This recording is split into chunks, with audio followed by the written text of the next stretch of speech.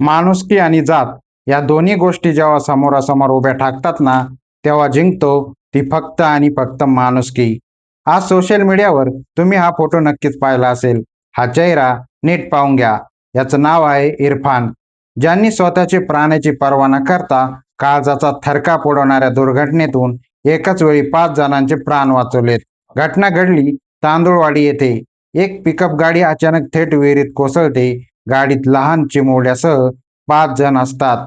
विहिरीत पाणी तुडुंब भरलेलं, गाडी बुडत चाललेली आणि आत असणाऱ्यांचा जीव कंठाशी आलेला. तेथे उपस्थित असणाऱ्या लोकांच्या काळजाचा ठोका चुकला होता. काय करावं कोणालाच सुचत नव्हतं. पण त्याच वेळी तिथे एंट्री होती या देवदूताची.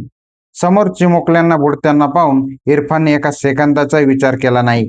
अंगावर कपडे काय आहेत, विहीर किती खोल आहेत, स्वतःचा जीव जाईल का, कोणताही विचार न करता इरफानने थेट विहिरीत उडी घेतली.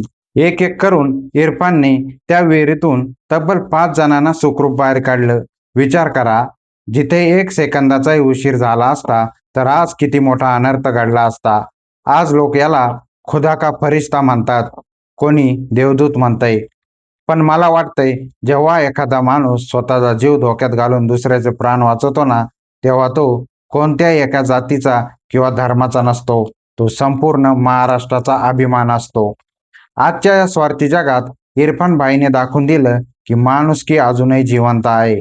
अशा खऱ्या हिरोला, या महाराष्ट्राच्या वाघाला माझा कडक सॅल्यूट.